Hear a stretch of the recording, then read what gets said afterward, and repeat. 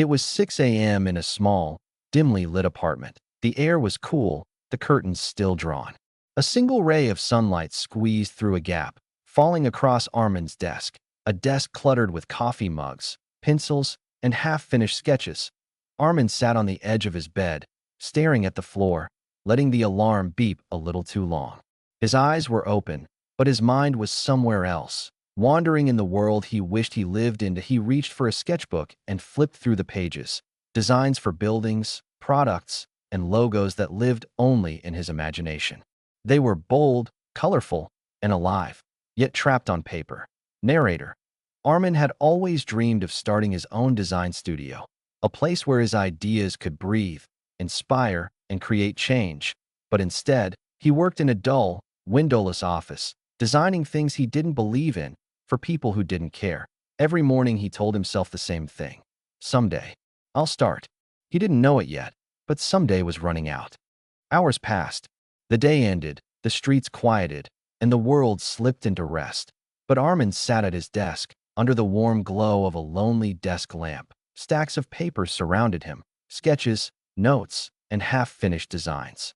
His pen moved across the page in slow, deliberate strokes. He wasn't working for his job. He was working for himself, for the dream he kept locked away. Yet, even in that quiet moment, doubt whispered in his mind. What if it's not good enough? What if I fail? What if this is just a waste of time?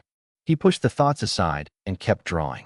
Outside, the rain grew heavier, drumming softly against the glass. Narrator. His eyelids grew heavy. The lines on the page blurred. He leaned back, letting exhaustion take him. The pen slipped from his fingers. The ticking clock faded. The rain became distant. And then, silence. When Arman opened his eyes, the desk, the lamp, the apartment, they were gone. That he was standing in a strange, endless space, a place where echoes lived. Arman stood still, his breath visible in the cool, white air. There were no walls, no ceiling, just an endless stretch of brightness. As if the world had been erased, he looked down and saw nothing beneath his feet. Yet somehow, he was standing. Then, footsteps, slow, deliberate, approaching from the distance. From the glowing horizon emerged a man, older, with graying hair and deep lines on his face. His shoulders slouched under the invisible weight of years. The man stopped a few feet away.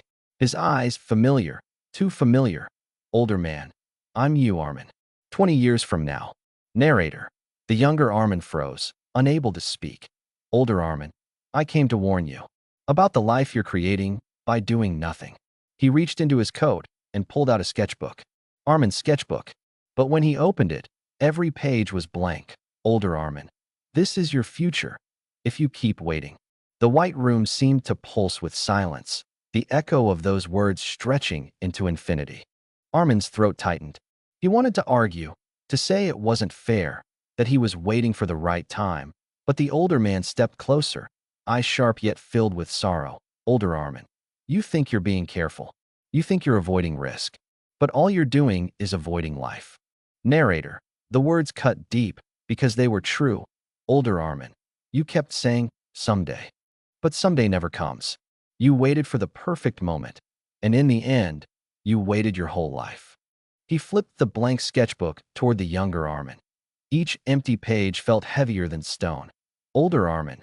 Voice breaking. This is everything you could have created, but didn't. Not because you couldn't, but because you didn't start. Narrator. The white room seemed to darken. The echoes of regret hung in the air. Arman looked down at his hands. The same hands that could still draw, still build, still change everything. If only he began. The older man stepped back into the endless white. Older Arman. Your future is still yours to design, but not for long. Arman jolted upright, his heart pounding in his chest. The white room was gone. He was back at his desk, the lamp still glowing, the pen still lying where it had fallen. Outside, the rain continued to fall, steady and unbroken, as if nothing had happened. But inside him, everything had changed. He grabbed the sketchbook, flipping through page after page of his designs. They were alive with color, shapes, and possibilities. But for the first time, he didn't see them as dreams. He saw them as blueprints for his future.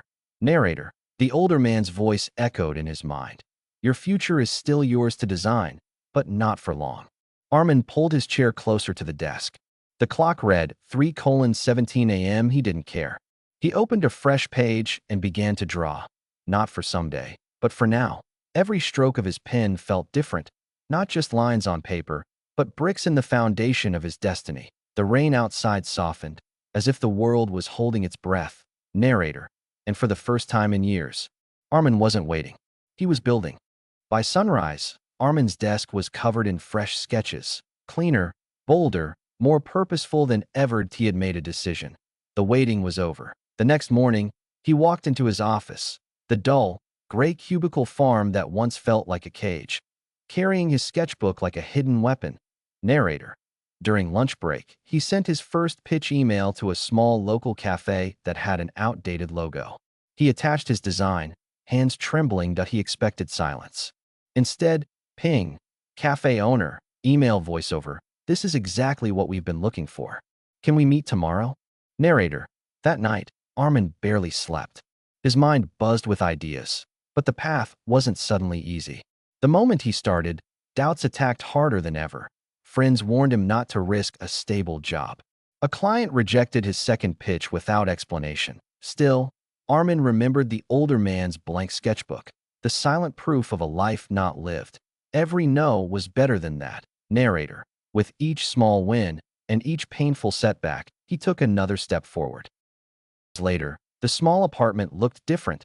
The desk was the same, but now it sat beside a wall filled with framed designs, logos, posters, and blueprints that had once existed only in Arman's mind. At a knock on the door, the courier handed him a thick envelope.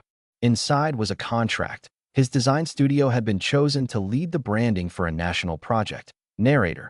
He closed his eyes, breathing in the moment. It wasn't luck. It wasn't magic. That it was the echo of every choice he had made since the night he decided to begin. That on a shelf above his desk sat his old sketchbook. Arman flipped to the back, where one blank page still waited. That he smiled and began to draw. Narrator. Voice soft, but firm. Your future doesn't come to you. It comes from you. The echoes of your actions will reach further than you imagine. Narrator. Don't wait for someday. Design your destiny today.